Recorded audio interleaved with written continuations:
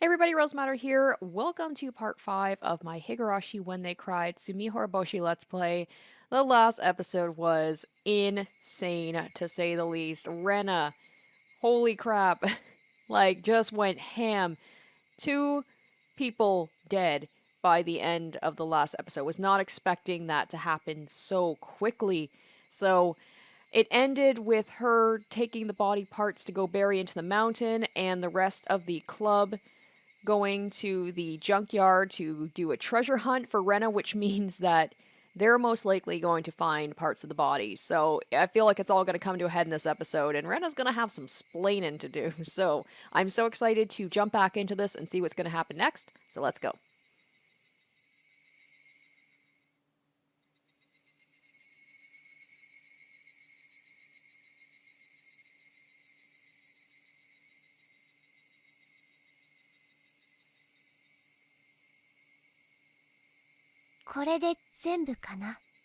Oh my gosh, so okay, so it's wow.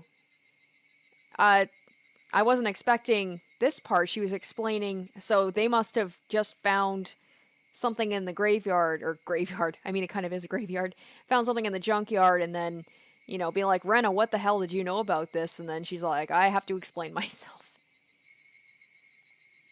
Rena finished making her confession. There was no applause or curtain call. It was a quiet and lonely stage that Rena performed on alone. I think I'd forgotten to blink since her confession started. Everybody else seemed to be feeling the same way. Rena looked at us, like she was a teacher waiting for questions from her students. I wonder if Keiichi's going to say the same thing that he said to Mion, when he says, it doesn't matter what you've done, you're my best friends, and I'll always be your friend. We noticed she was imitating what Chie-sensei does at the end of class, and we all smiled bitterly. さっきまでね、野号地の方に行ってたの。袋を埋める場所を探しに。絶対見つからない場所に隠そうと思うと、なかなかいい場所が見つからないの。自分の家の庭に埋める方がむしろ安心じゃないかななんて考えたりもしたっけ。でもそれじゃあやっぱり危ないよね。お父さんが突然家庭菜園をやりたいなんて言い出すかもしれないもん。やっぱり遠くの山奥がいい。あの女をたとえ死んだ後でもお父さんに近づけたくなかったし。I felt like I did something very bad. Rena's plan was going smoothly. If I'd only hunted for the mahjong tiles instead of insisting on doing something else, this wouldn't have happened. When I looked at the others, they all seemed to be regretting their actions, too. If Mion hadn't come up with the idea to play at the garbage dump. If Sadako hadn't found the broken refrigerator, oh boy. If Rika-chan had convinced us not to go. Rena could have had a few more days, and she could have gotten rid of these trash bags. They never would have been found. Well, as long as they're the ones that found them, right? It's like, come on everybody, let's keep a secret. Friends keep secrets. Then what would have happened next? Nothing. Everything would have remained the same. We could have kept having happy and peaceful days. Rena had been through a hard time, but she's been forcing her face into a smile for us. The fake smile was supposed to become a real smile one day. None of us were supposed to notice that Rena was going through a hard time. After a while, Rena was supposed to be able to forget the bitter memory of killing these two, and she was supposed to live as if nothing had happened. But now, all of her effort, all of her courage, had been ruined. 人殺しはいけないことだってことは私だって知ってるよ。I can't say I would be quite this calm if I found out my friend had killed 2 people. My first thought would have been like, man, I wish I hadn't found out because, I've ruined the plans for her. And be like, I guess depending on the circumstances, I don't know. It's like it's tough to say what you would do in that situation, if you would turn them in or not. したくなんかなかったし、これからだってしたくないと思ってる。でもね、これが最善の努力だったって信じてるし、私は悪いことをしたなんてこれっぽっちも思ってない。私は幸せで平穏な生活を取り戻すために神様から与えられた等しいチャンスの中で最大限に努力しただけ。製品であれば不幸せでもいいなんてのは満たされた人間の綺麗事だよ。その精一杯は世界中の誰にだってけなせない。むしろ私を褒めてほしいくらい、称えてほしいくらい。 Then again, if my friend was like Rena and she was saying these things, I'd be like, yeah, I'm gonna keep my mouth shut just because I'm afraid of what she's gonna do if I say anything. 竜宮レナは自らの運命と戦った。そして打ち勝った。 I don't know why I did it, but I interrupted her. I shouldn't have. But I thought I needed to tell her this, so I did. でもレナ、どうして俺たちに相談してくれなかったんだよ。相談？そうだよ。俺たちは仲間だろ。仲間ってのは何があっても無条件で味方になってくれる家族同然の存在じゃないのかよ。俺たちに相談してくれれば何かの力になれたかもしれない。Oh boy, I wonder if she's gonna be like, oh yeah, like we helped Satoshi? That worked out well. そうすればレナは自分の手を汚さずに済んだかもしれない。New club activity, who can kill these two first? What Rena told us made me sad. I couldn't help myself from saying that to her. Rena told us straight that she did the best she could. She told us right to our faces. That's the same thing as saying that she didn't need us in order to do the best she could. ケイちゃん、今はそんなこと言っても。いや頼む、言わせてくれ。喜びだって苦しみだって分け合うのが俺は仲間だって思ってる。There's that saying about like, you know, friends will help you move furniture, best friends will help you move a body. It's taking it a little bit too literally. だからレナが相談してくれたらきっと今よりもより良い未来へたどり着けていたと信じてる。今よりより良い未来？そんなのないよ。これが最善の未来だよ。嘘だな。Oh, time to call her or say it's a lie. My shout seemed to scare her a little. I knew that Rena didn't believe this was the best possible future. She just didn't have any other choice. If she'd had other choices, she definitely wouldn't have chosen this one. だってその証拠にレナはさっきから泣いてるじゃないか。はあ？誰が？私が？いつ涙を流したの？今だよ。ずっと流してるじゃないか。自分で分かってないのか？ In fact, I didn't see any tears in her eyes or her face at all. But that didn't mean she wasn't crying. Rena was crying. She was crying because she was driven into a corner after all the hard work she did to become happy. Her tears looked so sad. Anyone who couldn't see those tears wasn't really thinking about her. 私は泣かないよ。誰が泣くものか。私は正しいことをした。最善の選択をした。それでどうして泣かなくちゃならないの？ケイイチのバカバカ、何を言ってるか全然わかんないや。それが泣いてるって言ってんだよ。 Rena stopped laughing all of a sudden, and she spoke with a cold expression on her face. じゃあいいよ。ケイイチくんの言った通りにしたとしてみよう。私がみんなにお父さんとあの女のことを打ち明けた。さあ、どうしてくれるの？まずは、まずは何？ん？ Rena had never talked to me like this before. It was as if she was mocking my ignorance, and that made me shut my mouth. ケイイチくんは去年を知らないんだよ。去年？ Oh, with Satoshi. そう。去年。昭和57年6月。私と同じように人を殺めることでしか抜けられない不幸の迷宮に閉じ込められた人のお話を。Sadako gasped. ケイイチくんはあまり知らないよね。北条聡くんのことは。I know he's Sadako's older brother. He's been missing, but people say he transferred. There's a rumor he killed his aunt for Sadako's sake. Therefore, it's been taboo to talk about Satoshi in my class. Actually, in all of Hinamizawa. 聡くんもね、私と同じだった。ただ幸せで平穏な日々が欲しかっただけ。妹と静かに暮らせる生活が欲しかっただけ。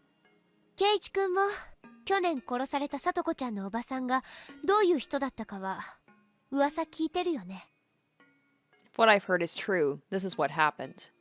After Sadako lost her parents, her uncle and aunt got custody of her and her brother, but they were miserable people. Her aunt was especially cruel to Sadako. Satoshi was the kind of guy who wouldn't even hurt a fly.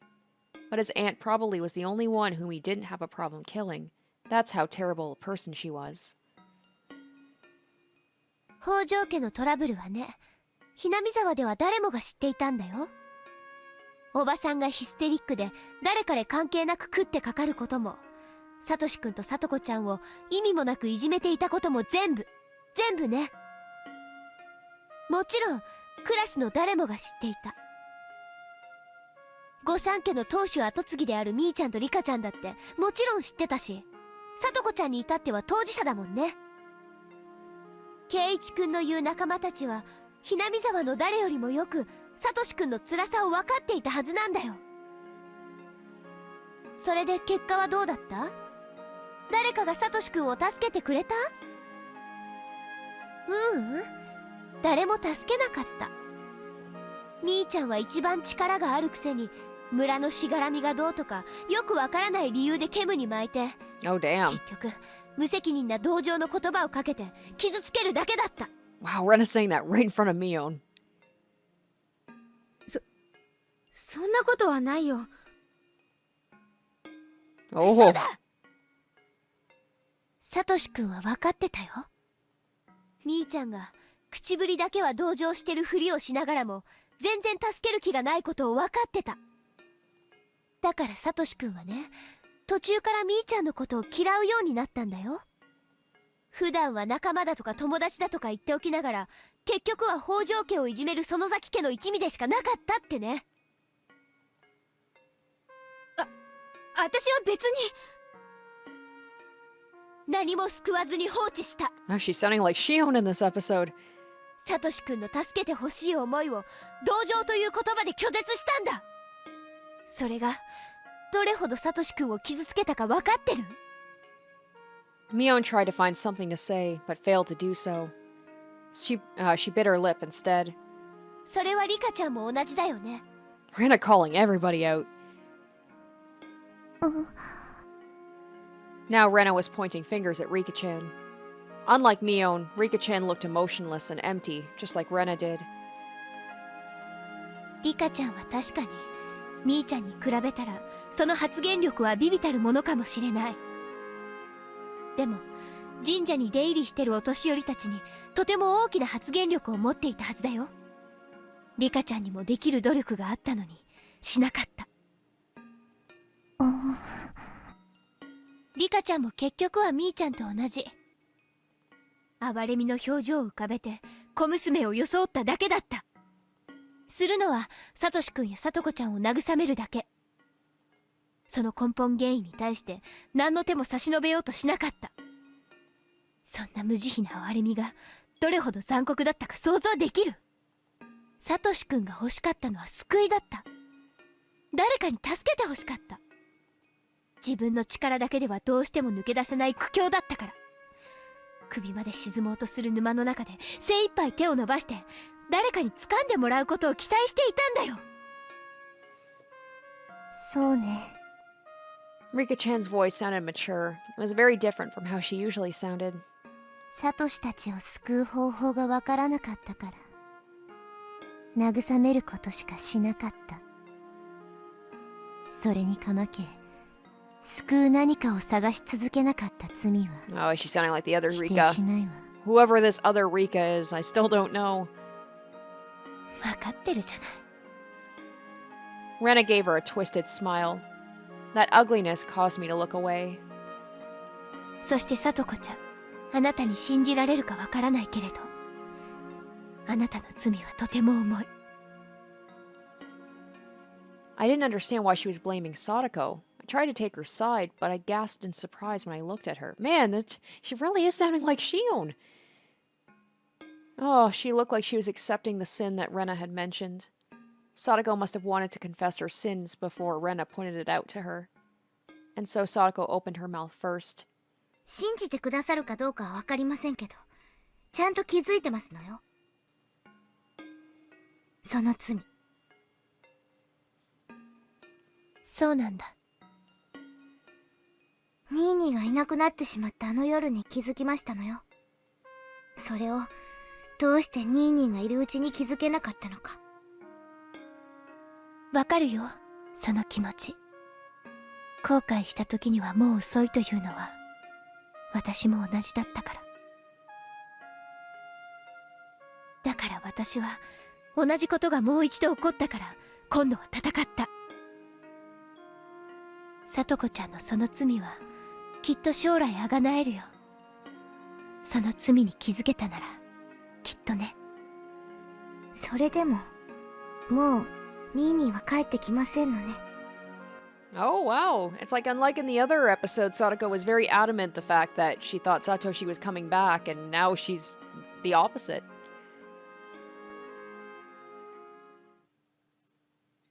Sadako looked down sadly. Usually, Sadako would say the opposite, yeah. She always said Satoshi was coming back one day without a doubt. But now, she accepted the fact he would never return. She accepted it easily, as if she knew it already, because he's her brother. ね、 She asked me all of a sudden.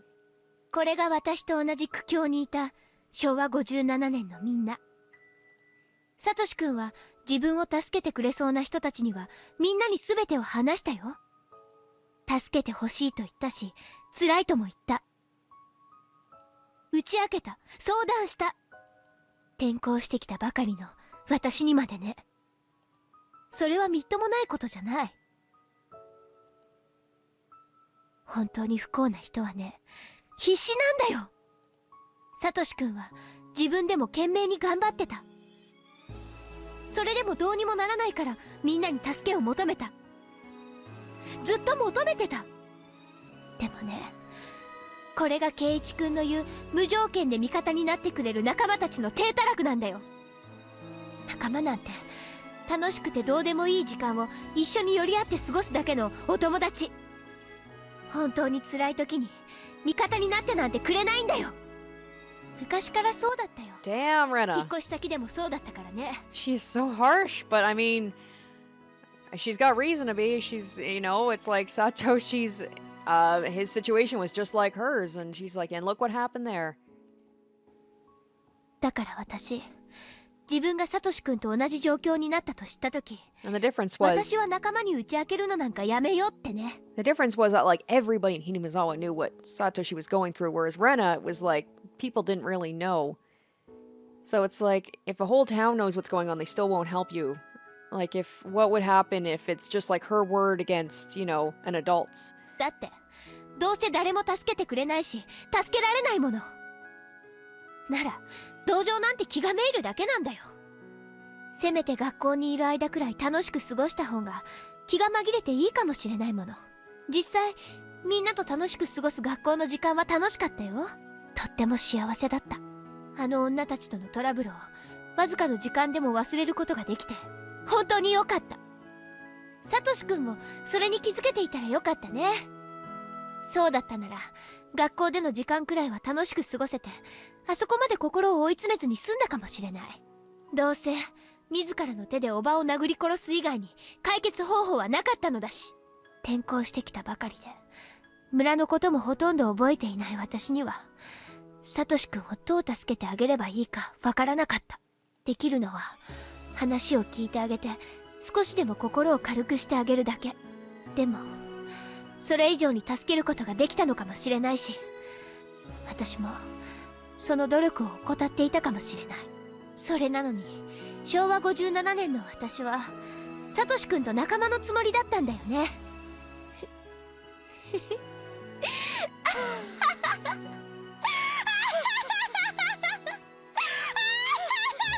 Oh boy. There's that crazy laughter that we heard at the end of the first chapter. I feel like it's not going to be the last time we hear it. Aw.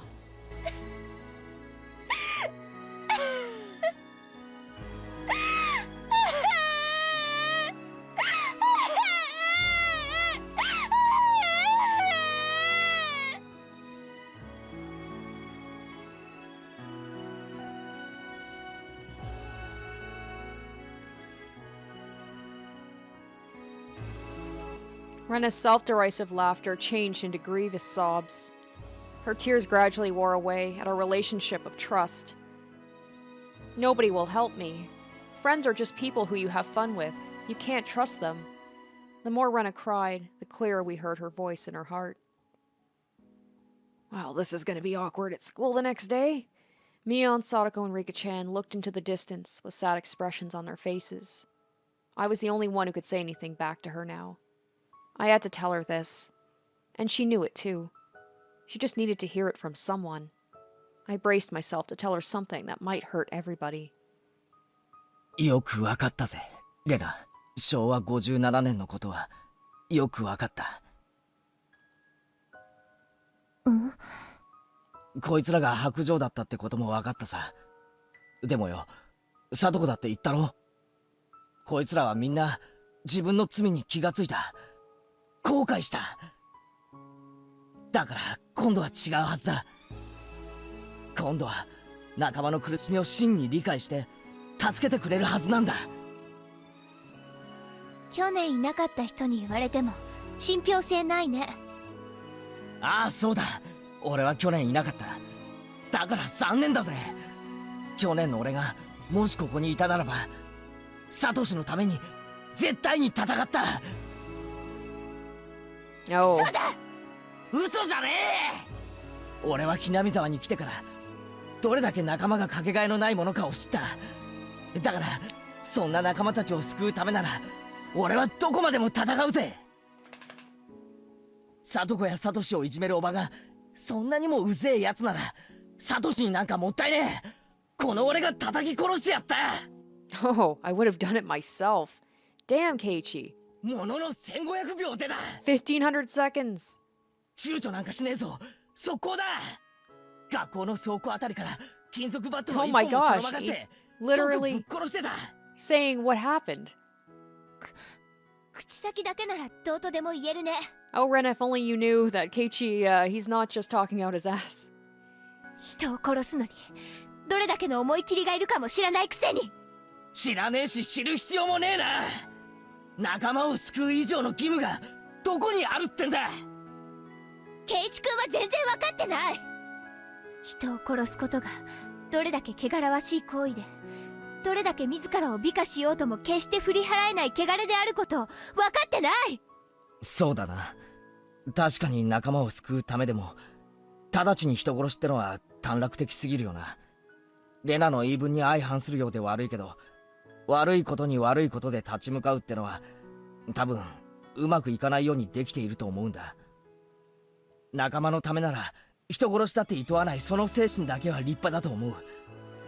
だけどな、悪いことで得た平穏ってのは絶対に長く続いたりしないんだ。それを人は本能的に知ってるから悪いことを嫌うんじゃないかと思うんだ。何それ。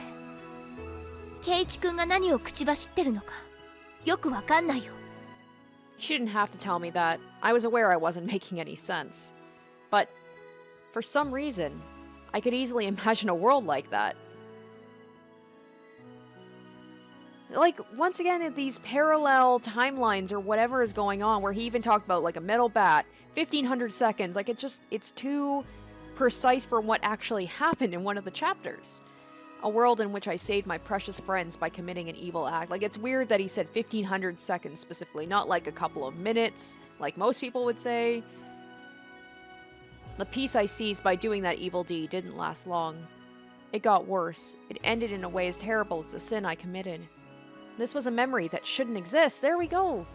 I don't know what. Yes, it's like they have these kind of memories about these vague memories about things that have happened in another time. Where, like Rika seems to know things that she shouldn't, and even Keiichi does. But I know for a fact it happened in that world of possibility. すまん。俺も自分で何を言ってるのか意味がわからなくなった。For some reason, I couldn't prevent myself from smiling in embarrassment, even in a situation like this. でも、レナは分かってるはずだ。だから、自らの手を汚すほかなかった運命を、助けて欲しかった俺たちを嘆いてるんじゃないか。レナは殺人者になんかなりたくなかったんだ。これが最善の選択だったなんて絶対嘘なんだ。だからさっきからずっと泣き続けているんじゃないか。嘘だ嘘だ嘘だ嘘だ、そんなのは嘘だ。嘘かどうかはお前が一番知ってるんじゃねえか。最初から後悔してるんだろ。 Man, I gotta say, like, props to Keiichi for like spitting the hard truth. It's tough, you know, for friends like to tell them something they don't want to hear and be the bad guy. たとえ誰にも知られることなく死体を隠せたとしたって一生両手についた血は落とせないんだ。そんな十字架を背負って生きていく苦痛をどうやってごまかす。一つしかない。これしか方法がなかったと思い込むことだけじゃないか。それはつまり仲間に相談する価値がないって思うこと、仲間を一生否定し続けるってことだぞ。レナにとって俺たちはその程度の存在だったのか。違うだろ。本当に助け合える関係なのが仲間だってことを。確かに去年の仲間たちはまだ未熟だった。だからサトシを不幸な運命から救えなかった。でも人は成長するんだ。ミスは二度と犯さないし、後悔は二度と繰り返さない。だから信じろ。俺たちは仲間だ。お前の一番の味方なんだ。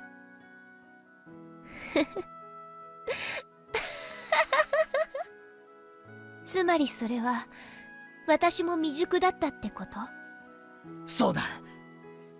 仲間たちが日々成長していることを信じられなかったレナも未熟だ。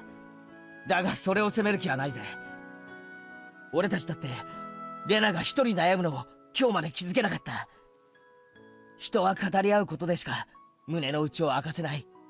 だから今日のこの場までは仕方がなかったことかもしれない。そういう意味では言いたくはないが、今日という日がレナにとって最善の選択の向こうにあったことを認めざるを得ないかもしれない。でも俺たちは今この場になってレナが去年からずっと持っていた不信感も俺たちが持っていた後悔も全部吐き出し合った。だから俺たちは今こそようやく本当の意味での仲間になれたんだよ。本当に今更だね。いつも罪は手遅れになってから気づかされる。そうでもねえさ。例えば俺は仲間であるレナの今回のこの出来事を理解できる。理解できるって？人の命を奪うのは許されることじゃないっていう道徳的なことはもちろん理解している。でもそれを理解した上で仲間であるレナがこうするほかなかったことを理解する。だから俺はレナを汚らわしいと思わないし、 Just like 恐 he ろ was, しいとも思わない。 it's like he said to Mion when she, well, quote unquote, Mion said that she killed all those people. 次に同じようなことがあったら今度はこういう結果にならないように悩み合おう。だけどすでに起こってしまったこの出来事を俺は理解する。理解ってのはつまり許すということだ。俺はレナのこの行為を否定したりしない。 I said that to everybody this time. I said it to all my friends. 俺はレナのやったこの出来事を受け入れる。これしかどうしようもなくて悩み抜いた上で至った最後の最後の手段だったってことを受け入れる。だから俺はレナに協力しようと思う。ケイちゃん、もちろん殺した理由が金目当てだとかそんなくだらねえのだったら警察へ叩き出してやってるぜ。だけどな、レナはそんな気持ちでやったんじゃない。どうしても逃げられなくて悩み抜いた末に至った今日なんだ。レナの罪はそこに至るまでに俺たちに相談しなかったことを。だけどそれを俺は許す。だから今日に至ったその行為も俺は許す。圭一。だからみんなもレナも今日に至るまでそれに気づけずレナを一人で悩ませた俺を許してくれ。それが今日を招いた俺の罪だ。圭一さん。このヤバい袋の山を知ったのは俺たちだけだ。Oh, so he is saying, like, don't tell anybody. We gotta keep it's a pact of secrecy. 俺たち全員が秘密にすればそれでおしまいだ。レナは何も気にすることはない。最初の予定通りに Oh my この袋の gosh. どこかに隠しちまおうぜ。 Literally gonna help hide the body. そして全員で塩でお清めでもして一丁上がりだ。そしたら俺たちは全ての罪を許し合おう。そして取り戻そうぜ、本当に平穏な日々を。これだろう。レナが本当に選びたかった未来ってやつはこっちなんだろう。最善の選択肢は。圭一くん。I jumped on the hood of the abandoned car Rena was standing on and reached for her hands. 認めろ。こっちが本当にレナが来たかった世界なんだよ。 Oh, Keiju, way with words, this man. レナが本当に選びたかった選択肢なんだよ。確かにこの選択肢はレナ一人だけじゃ選べない。レナと俺たちが互いに手を差し伸べ合ってしか選べないんだ。つまり俺だけが差し伸べても意味がないんだよ。俺だけじゃない、みんなが差し伸べる。だからレナ、お前も手を伸ばせ。それで互いに手をつかみ合って初めてお前は本当に選びたかった選択肢の向こうの世界に行けるんだよ。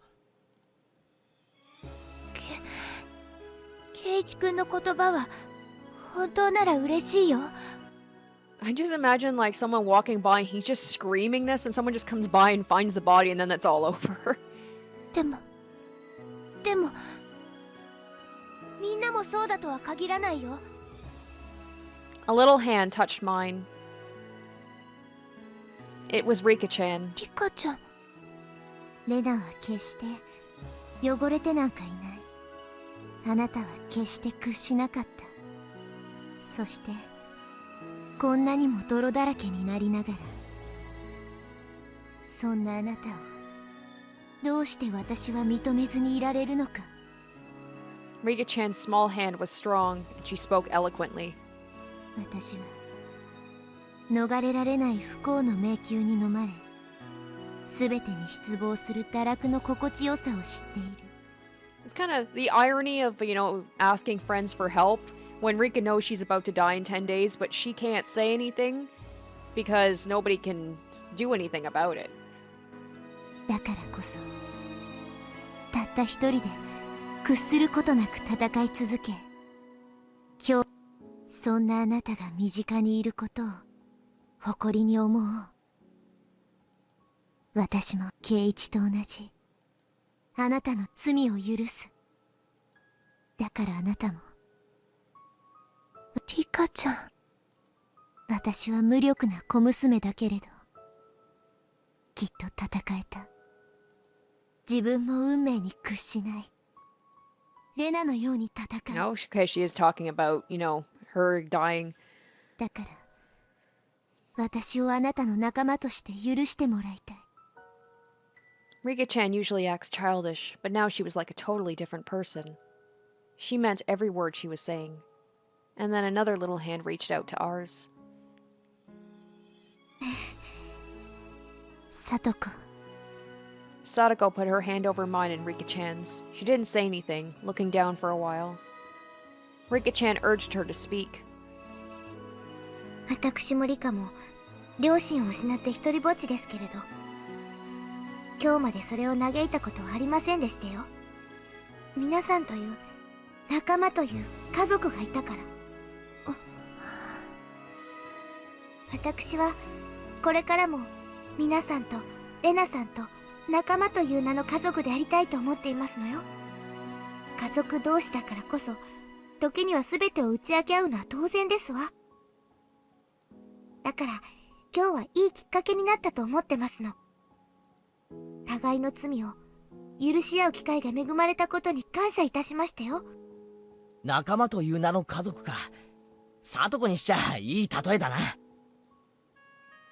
レナさんの罪を許しますわ。どうか私の罪も許してくださいませ。 A big hand reached out for ours. It was Mion's.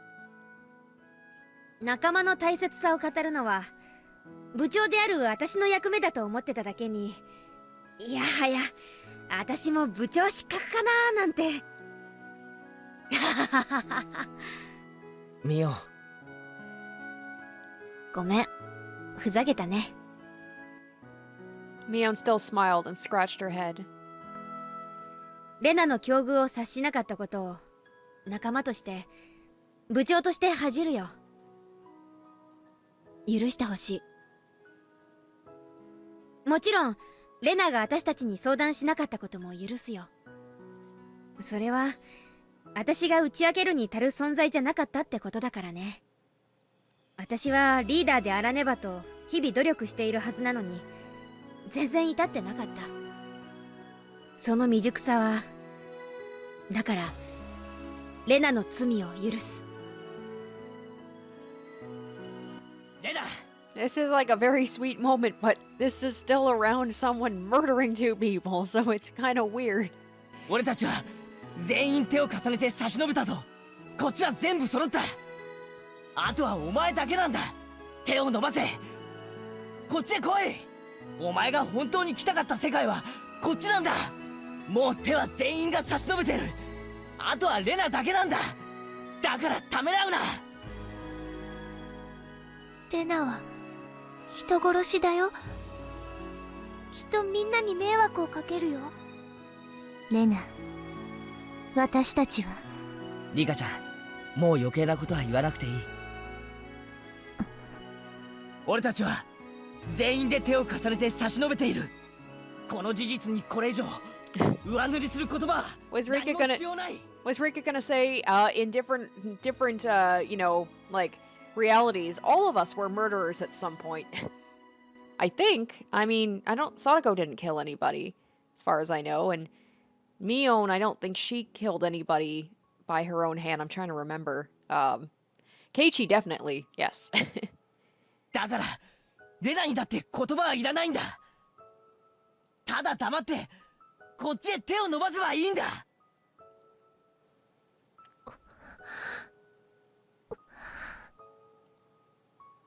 来いレナ。夢とか幻とかじゃない。ましてや手遅れでも何でもない。レナにはまだ選べる選択肢が残ってるんだ。だから選べ。間に合う。来るんだ。俺たちはやり直せるんだ。 Rena slowly reached out, and her hand touched ours. She didn't hold our hands. All she needed to do was touch our hands to show us her will. Rena chose to live, to share her life with her friends, rather than to refuse them for the rest of her life. I took a step closer to her and firmly grabbed her wrist. It was getting dark and some stars had appeared in the sky. We all forgave each other for our sins for the first time. And it was a little embarrassing, but Rena's tears made us all cry, and we just kept crying together. We stood in a circle holding each other by the shoulder, and putting our heads together in the middle. We are a family made of friends. We forgave each other, and we were happy together. There's a memory in the back of my mind, but it's not supposed to exist. I tried to save one of my friends in that world.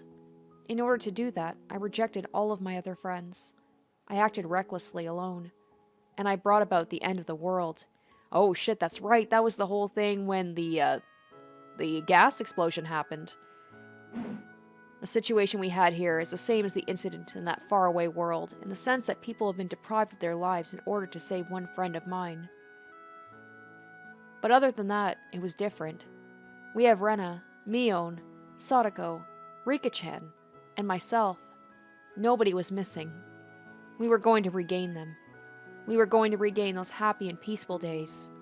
The road going there might be a little rough, but we'll walk it together. We all will. And that sounds good right now, but we'll see what happens later in the chapter.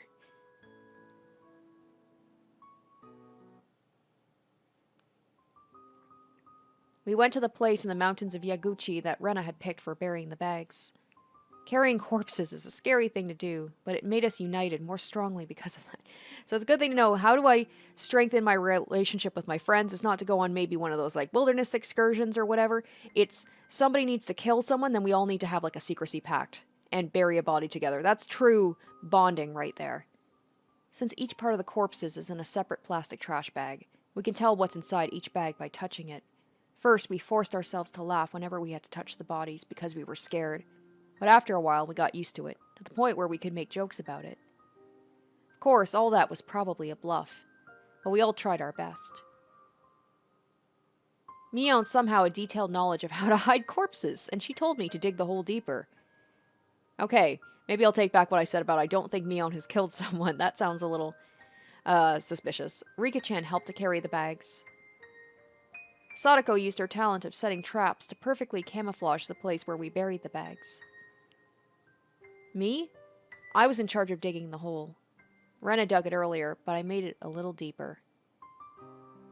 After we finished all that, we walked back to the place where we parked our bicycles, and we looked back at the place where we buried the bags.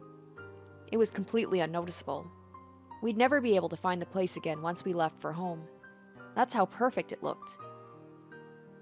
As I said, club activity, everybody using their skills. みんなお疲れさん。これでおしまいだね。帰ろ帰ろ。 Mion said it cheerfully, as if we just finished club activities or something. We had no more bags to carry, and we no longer had any burden to carry either. We got on our bicycles, but Rena was still standing there, looking into the distance. おいレナ。あ、ごめん。ちょっと熱が出ちゃったみたいで、なんかぼーっとする。Rena's face looked slightly red. Mion touched Rena's forehead. It actually was a little warm. She had a tough day today. She had to go through so many things. She had to find a place to hide the corpses. She had to dig a hole. We caught her with the bags. We talked about our feelings. And we forgave each other. She must be exhausted after a day like that. レナ、今日は帰ったらゆっくり休め。うん、ありがとう。そうするね。レナ、私たちはもう全部許し合ったんだよ。だから自分を責めちゃダメだからね。やっぱりみんなの言う通りだったよ。何がだ？やっぱり私、自分を騙せてなんかなかった。どう自分の行為を美化したって、私は心の中で恐ろしいことをしたとみんなに助けてもらってここまで来てこんななんだもん。もしみんなと会わずに一人で全てを片付けていたら、私は耐えきれず潰されてしまったかもしれない。I'm wondering. Okay. I mean, going by chapter 1, I know it's not a perfect, it's not like, the last chapter with chapter 2 where it filled in the holes pretty well. This seems a little bit different, but still seemed like she crushed under the pressure. So maybe, I don't know, I wonder if she is gonna snap like before when she chased Keiichi with the axe at the end, or the hatchet, or if that's an alternate reality as well, if she had done this all by herself and she snapped, and maybe this one will turn out differently. She said all this with a bitter smile. It might take her a long time to heal from the pain, but it must be 100 times shorter than the time it would have taken if she did all this alone.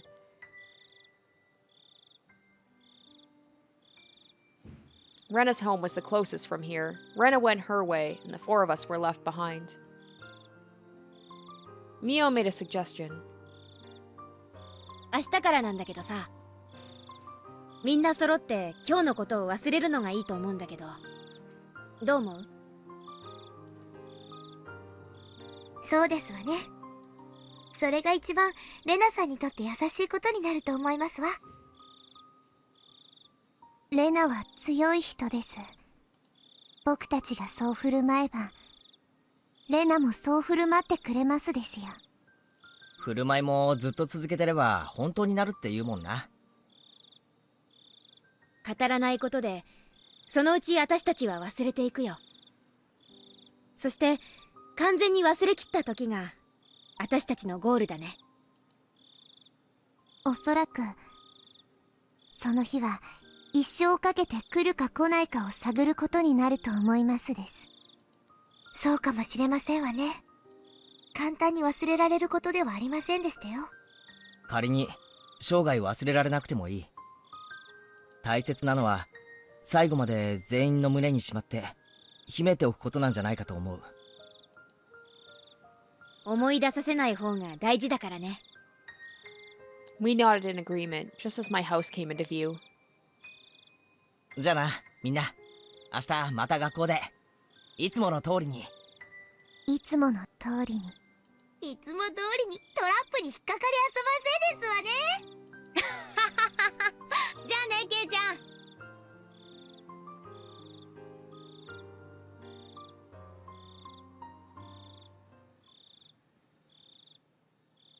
After I parted with them, I still felt hot and dizzy.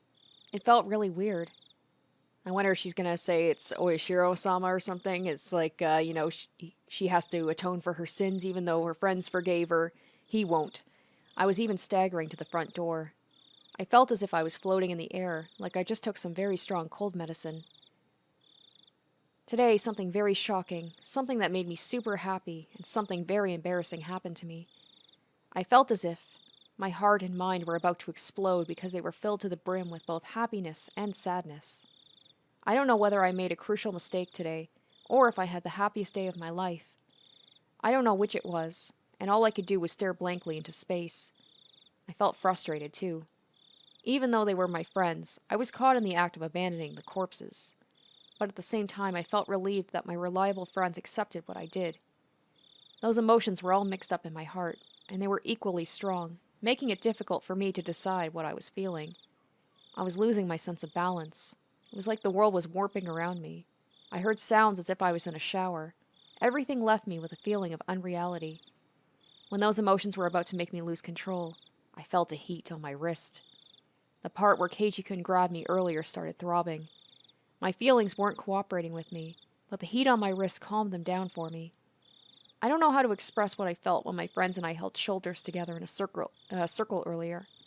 But the feeling was the only thing I knew to be real. ただいま。あれ？ Uh-oh. Okay, I was afraid something may have happened to her dad. I'm still thinking maybe something might happen to her dad and make her snap. I don't know. As soon as I opened the front door, I smelled it. It smelled really good. My father isn't good at cooking, but he likes to try to cook creative dishes. I remember he used to cook something very challenging whenever he was in a good mood. So this smell was a sign he felt that way. That's why I always liked this smell. The reason he's in a good mood is because he found a job. And not just any job. He found a job with a company created by friends from his old workplace. They remembered my father and promised to hire him. He told me that some of his other colleagues from the old company are also working there. It must be very encouraging for him to work with people he knows, because he hasn't worked for a long time. The dinner looked great, in contrast to how it tasted. It was a dinner to celebrate his new life, to show his determination, to regain his bond with his daughter, and to make a clean start. I talked about a lot of things with my father that night. It had been a long time since the last time I talked with him like this. I don't remember when it was, but it reminded me of the days I was still happy, which meant I finally returned to that time. My father still believes that Teppei is coming back one day, so he's still very cautious about locking the doors and windows, and he gets scared every time someone rings the doorbell. I told him so many times that they'd never come back, but I couldn't convince him because I couldn't tell him the reason why they won't. He'll eventually realize that he's free. I'm sure it won't take too long. My heart was full of many, many emotions that day. If emotion could actually burst a heart open, it might happen to me. My brain must have been overworked because so many things happened at once. My head was still fuzzy, but I managed to crawl into bed. I felt like the ground was moving. I totally lost my sense of reality. I remember I once felt like this when I got the flu. I might get a high fever tomorrow. But I don't care. I don't care if I get sick tomorrow. I just wanted to enjoy the fact I took a step towards the future of my decision. Keiji-kun told me something like that today. The high fever and dizziness made me frustrated for some reason. But whenever I felt frustrated, I felt the heat on my wrist, too. I grabbed my wrist with my left hand tightly. It made the frustration go away and brought me relief. Even the dizziness I didn't like just before made me feel like I was in a down-filled futon.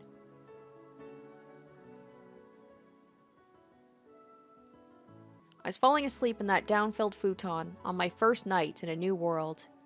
This dizziness didn't go away for a few days, but I gradually got used to it. This new world looked like the world I used to live in before. But the sunshine was a little bit brighter, and Keiichi-kun's smile looked a little bit more gentle than before.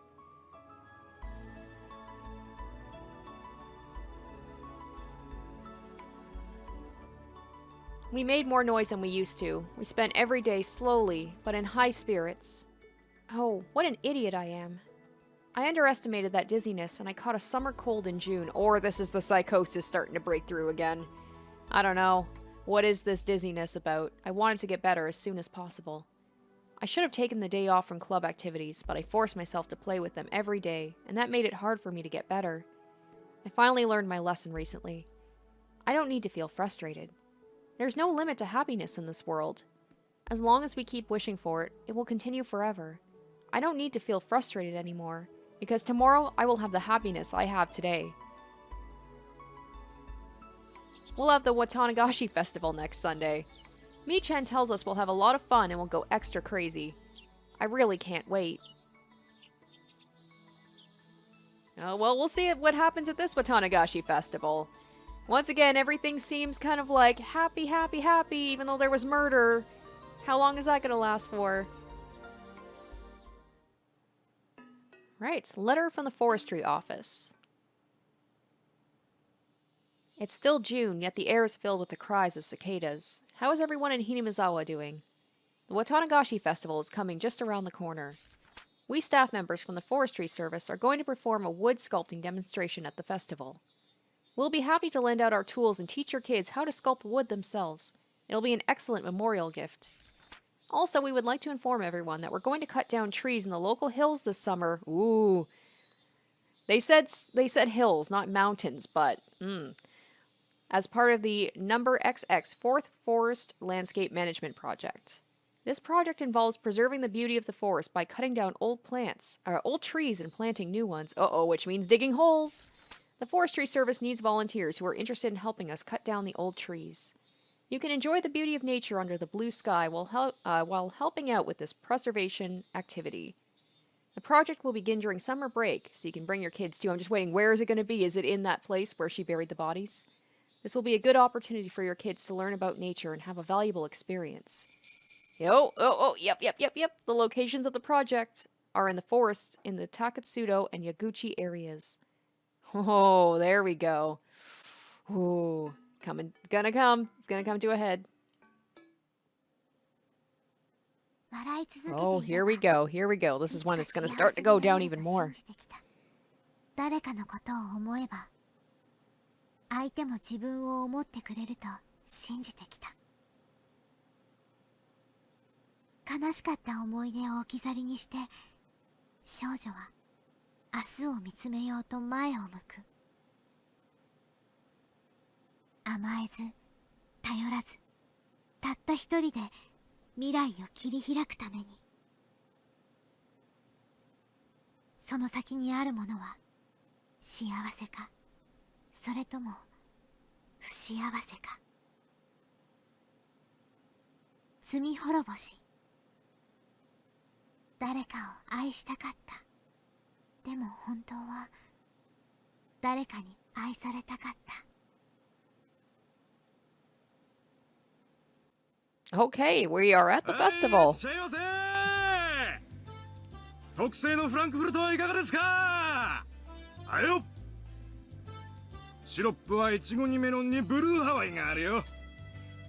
おみくじたこ焼きいかがですか？あたりにはマスタードがげっしり。There are a great many booths at this year's Watanagashi Festival. Anything can become a festival. There are vendors selling food and music for bond dances, I thought. It's still June, but it had been extremely hot the past few days, almost as if it's already summer. When you have a June festival with bond dance music under this kind of weather, the only thing that's missing to make it a perfect summer festival is fireworks. Nope. Oishi! Took a little while for him to show up, but I knew he would at some point. I heard a voice coming from my portable radio. Oh, it is Oishi that we are... Okay. With this earphone, it looks a little like I'm secretly listening to the horse races while on duty. Man, we are jumping all over the place in terms of who we are taking, control of in this episode. 感度良好。紹介の皆さんから差し入れをものすごいたくさんいただいてます。おでんに焼きそば、もつ煮込みに、あと、麦茶の差し入れも。その麦茶、勤務中に飲める麦茶？飲めない麦茶？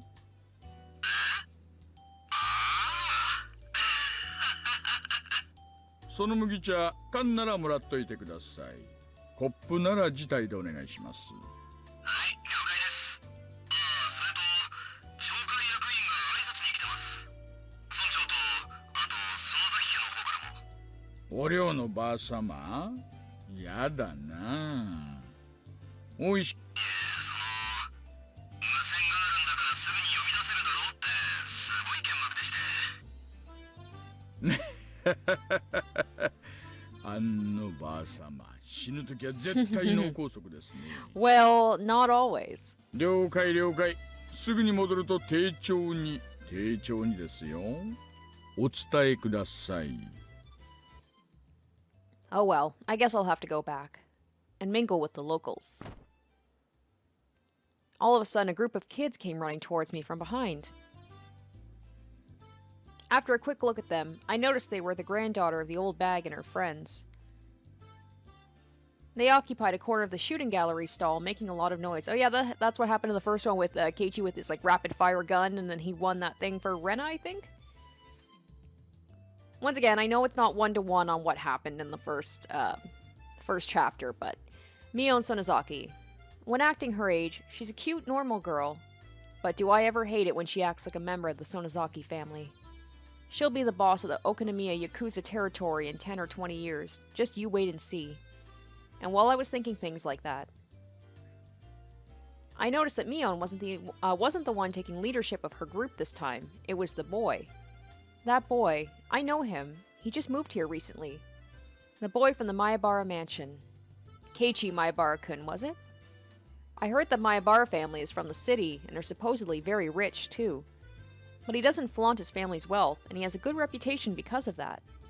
Even though he just moved here, he's already adjusted to his new school, and he's popular with his classmates, too. Everyone in the village seems to like him as well. He's very interesting to watch, as a person of many moods. Boys of his age sure have a lot of energy. Ah, to be young again.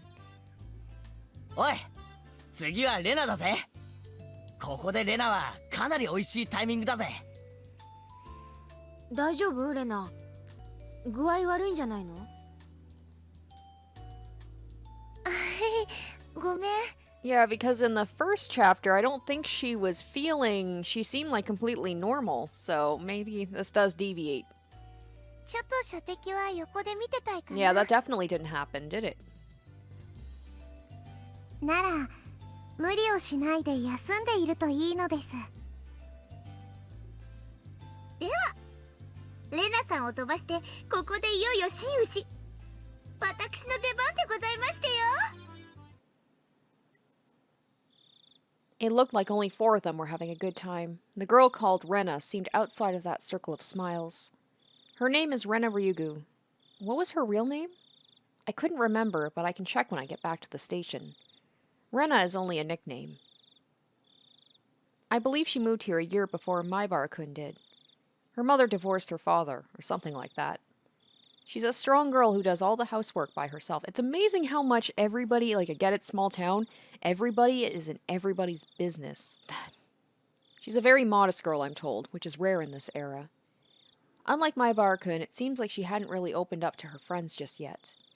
They had looked like a group of 5, but there's a distance between her and the others. It's a little sad, you know. Maebara-kun has become a part of the village, but Rena is still by herself. Well, that's just how it looks to me.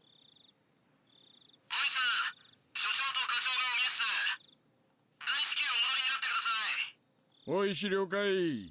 地域のお祭りにまで挨拶に来るなんて、うちの所長は地域交流に豆だな。沖宮の祭りに来たって話は聞いたことないのに。ああ、こちら高杉です。大石さん聞こえますか？どうぞ。はいはい、大石です。ただいま全速力で帰還中ですよ。もう1分ほどお待ちを。If I don't hurry up, even the chief might end up calling me. I ran back to the headquarters tent. Oh, here we go.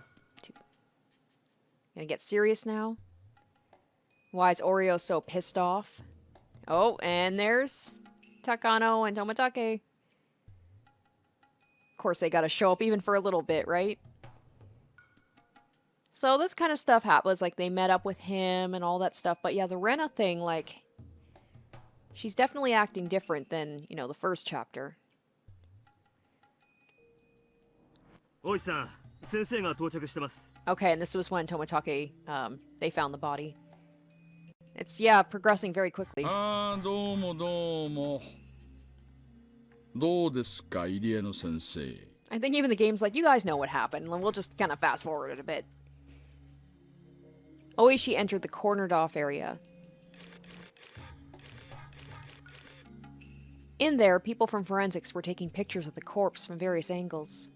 Eri was squatting down next to the dead body of Jiro Tomatake. When he stood up, he looked pale. 信じられません。そりゃあ私だって信じられませんよ。初見で見た限り仏は喉をかきむしっています。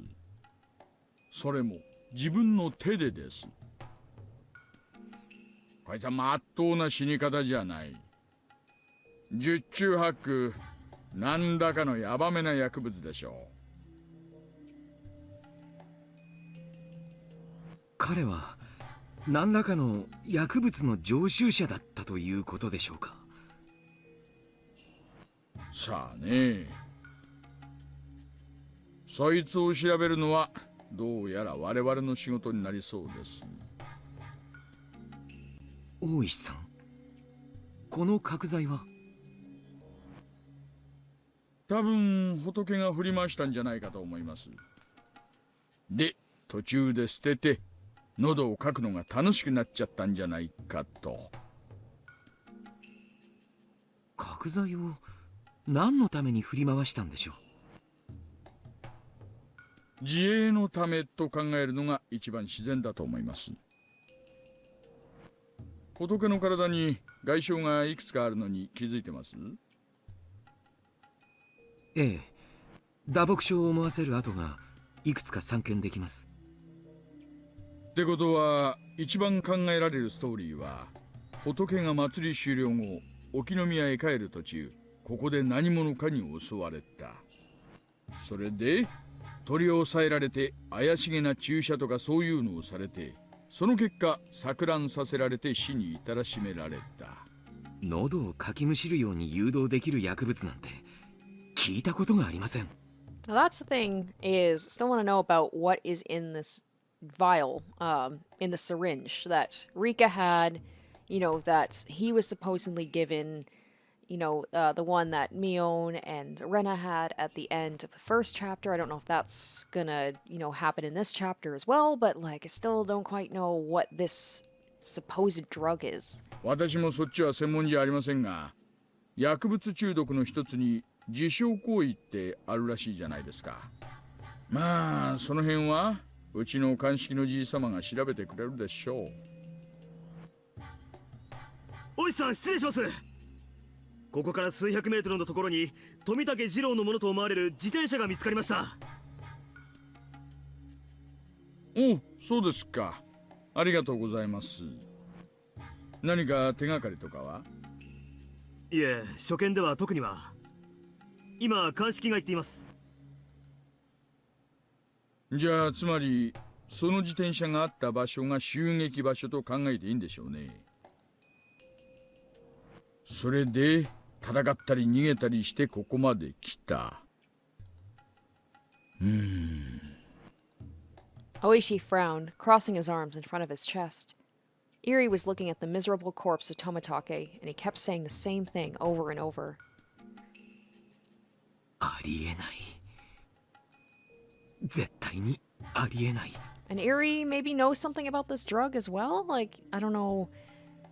Yeah. 先生、ありえちゃったんだから仕方がないです。発想を柔軟にしましょう。まあ先生でもこんな死体はなかなか見慣れてるものじゃないか。先生はもう結構ですよ。お帰りになられて十分休んでください。救命活動でお呼びしたはずだったんですが、無駄足になってしまって申し訳ないです。Oishi stuck his head out of the blue tent and asked, "Can anyone give him a ride home?" Eri gasped all of a sudden as he turned to Oishi. そうだ。高野さんはどうなったんです？え？お宅の看護師さんの？多分富武さんと一緒だったと思うんです。高野さんは無事なんですか？先生、彼女の電話番号はわかります？もちろんです。熊ちゃん、入江の先生に電話番号を聞いて署から在宅確認を取らせてください。了解っす。先生、番号を。はい、よろしいですか？ Kumagai got the phone number from Eri, repeated it back, and then dashed away from the blue tarps. Because she was found in the mountains, too. I wonder if that's going to kind of fast forward the whole thing of, like, searching in the mountains, and then they're going to find the bodies of Rina and Tepe as well. 高野さんと仏は確か親しい仲でしたよね。ええ。何かトラブルがあったとか、そういうのは聞いたことがあります？まさか聞いたことないです。仲のいい二人でした。何事もなけりゃいいんですがね。下手すりゃ仏か、それとも星か。なるほど。看護師なら怪しげな薬物を取り扱えてもおかしくはないですよね。そんな薬品はうちの診療所にはありませんし、あったとしても厳重に保管されています。高野さんに持ち出せるわけがない。それでも一般人よりは容易でしょ。ですからそもそもそんな薬物は聞いたことがないし、当診療所にも存在しません。大石さん、留守のようです。署の待機組の方で直接訪問すると言ってます。先生、すみませんが高野さんの住所を教えてください。熊ちゃん、それプラス県警に今夜出た身元不明の女性死体がないか確認を取ってください。あるいは県外の可能性もあるな。課長に近県にも同様に身元不明の女性死体が出ていないか確認を取るよう伝えてください。了解っす。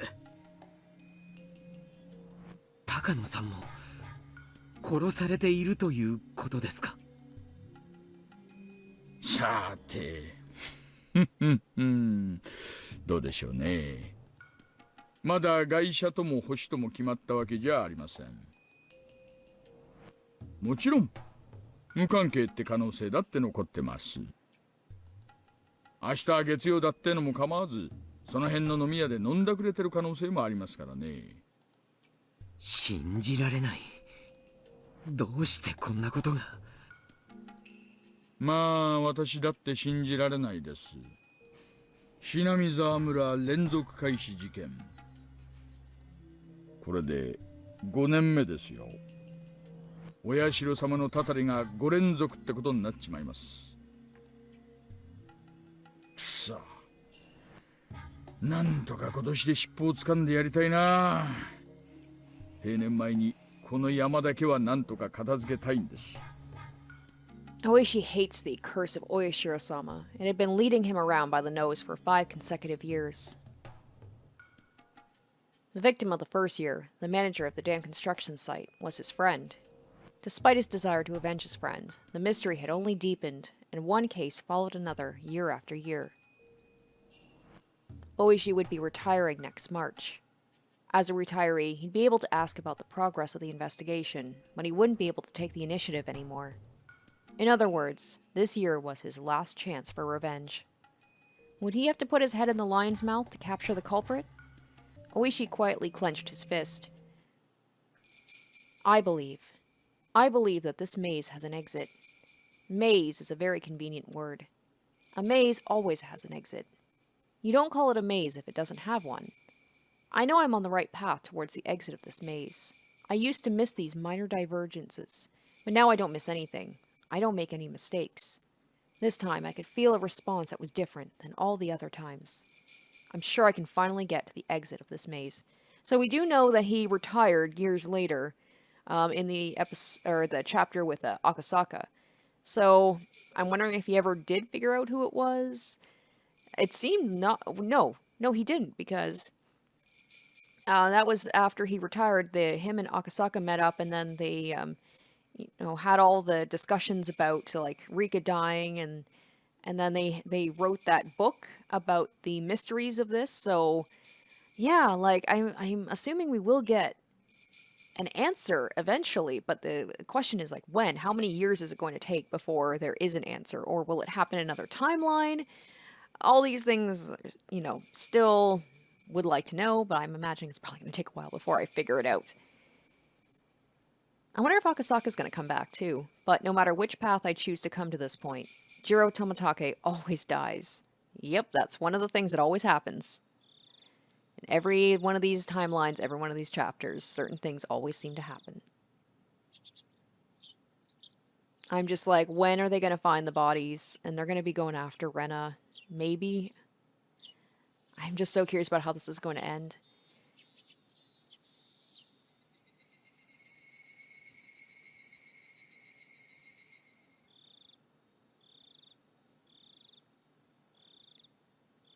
Yeah, they're doing quite the time skip here, which I appreciate because I want to get to the meat and bones of this.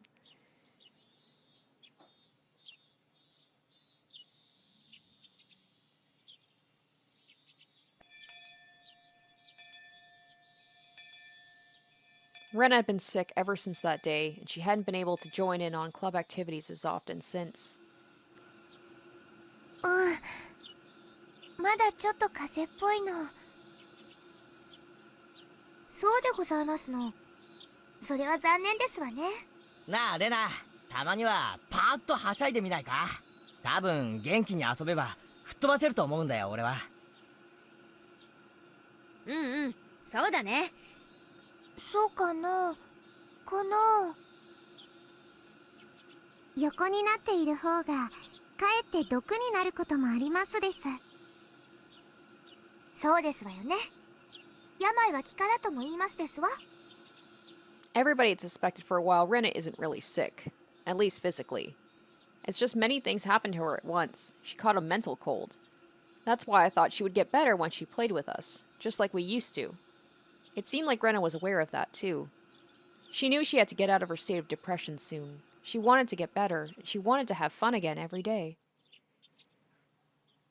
よし、私も参加する。オッケー。そう来なくちゃね。じゃあ今日はレナの病み上がりも少し加味してテーブルゲームから種目をチョイスしよう。何がいいかな、何がいいかな。Mion started rummaging through her locker, humming to herself. She took one game out after another from the locker and put them aside. That locker definitely didn't obey the laws of physics. The amount of games she took out from the locker was more than what it could physically hold. お、こんなのもあったね。久しぶりにやってみようか。今日は本格派推理ゲームでいこう。ほう、なんだよそれ。面白そうだな。犯人と凶器、犯行現場の3つを当てるゲームなの。Oh, did they play this one in the first one? It's Clue, or it sounds like Clue. 結構頭を使うんだよ。一度やればすぐに覚えてしまいます。 I feel like this sounds familiar. I feel like they did play this before, but I could be mistaken. ちゃんとメモに整理していけば大丈夫なのです。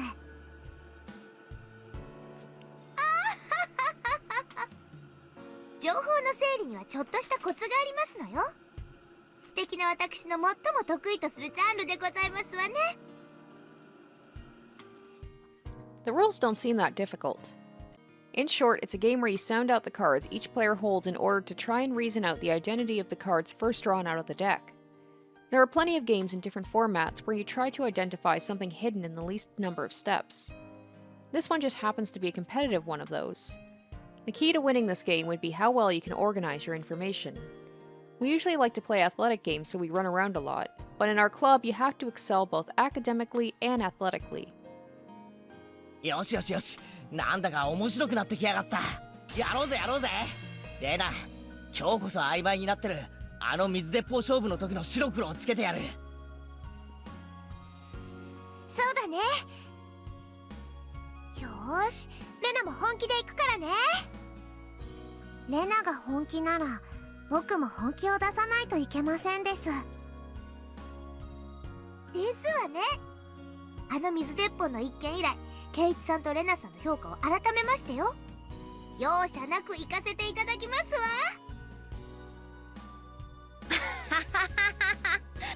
よしよし、盛り上がってきたね。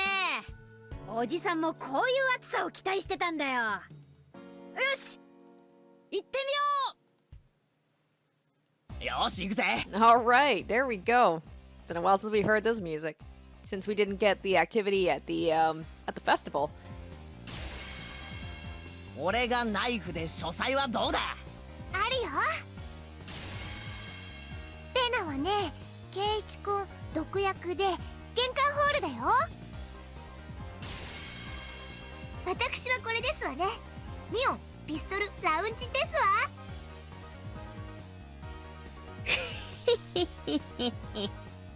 ピストルはあんたが持ってるんでしょ。下手なフェイクは意味ないよ。犯人と凶器は特定できたと思います。犯行現場が2択なのです。はあ、リカちゃんも？私は犯人が2択で特定できない。コツは相手の質問内容からも何かのヒントを得ることですのよ。それが分かれば時には相手の手札で答えが分かることもありましたよ。なるほどな。くっそ、甘く見てたか。やべえ、メモがぐちゃぐちゃで意味がわからなくなった。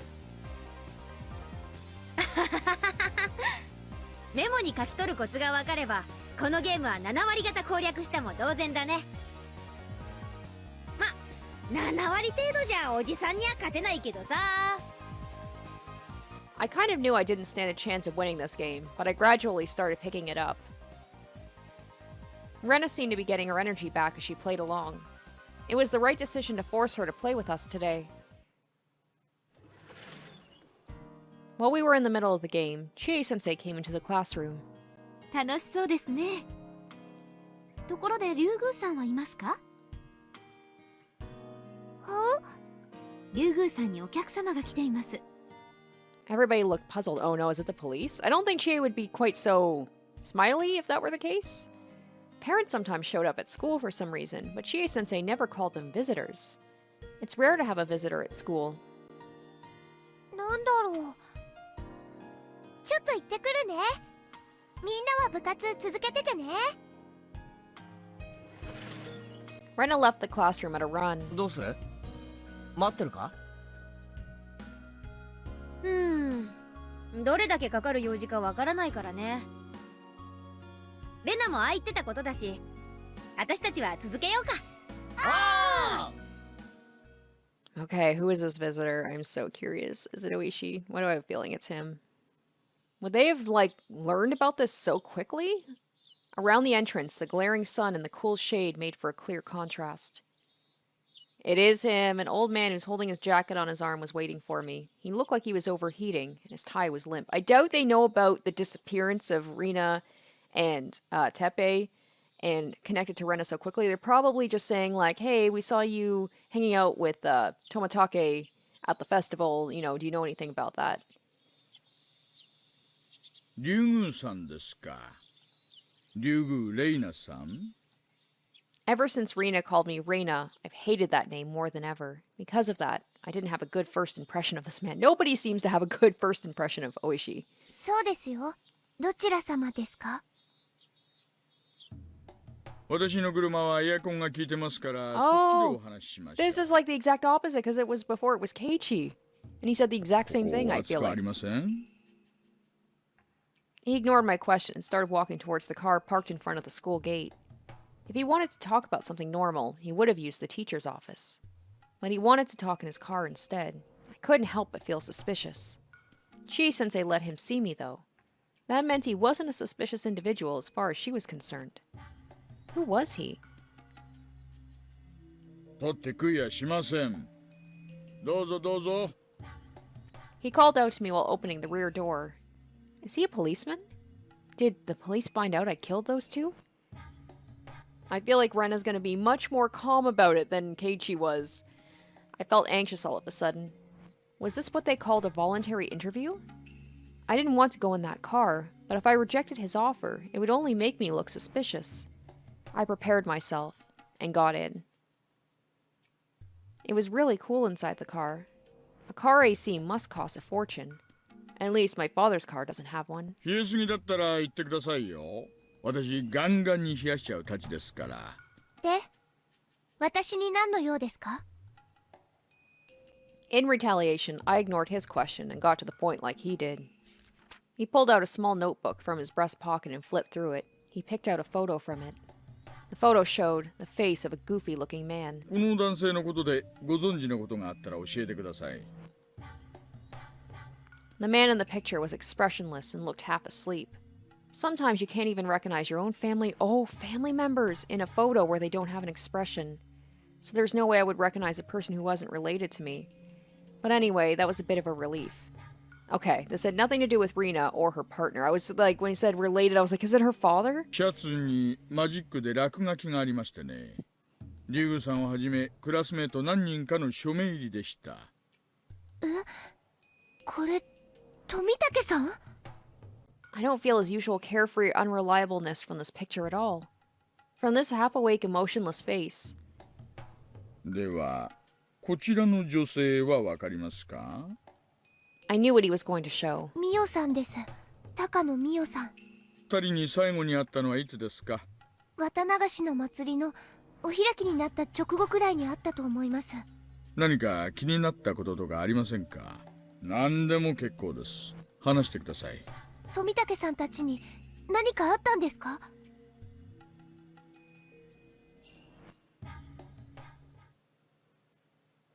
よっしゃー取った。実はよ、レナとミオンで二択だったんだよな。じゃあ博打だったんですの？なんてリスクのあることを。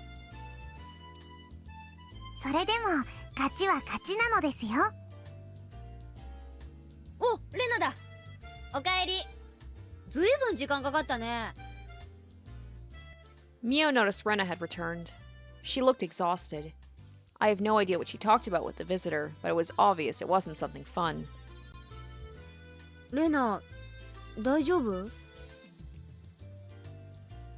I imagine they all are going to have to go in for interviews at some point. 何大丈夫って。いや、顔色だよ。青いというか、白いというか。本当に大丈夫？ Rena tried to convince us she was fine, but her face clouded over for a moment, and she decided to leave early. I shouldn't have forced her to join the game. I was regretting it a little. Rena probably forced herself to play with us, even though she wasn't feeling well at all. Rena put her stuff in her bag, apologized to us for leaving early, and left the classroom. まあ仕方ありませんわね。ではせめて私たちの白黒ははっきりさせようじゃございませんの。そうだね。次は誰の番だっけ？よっしゃリカちゃん来やがれ。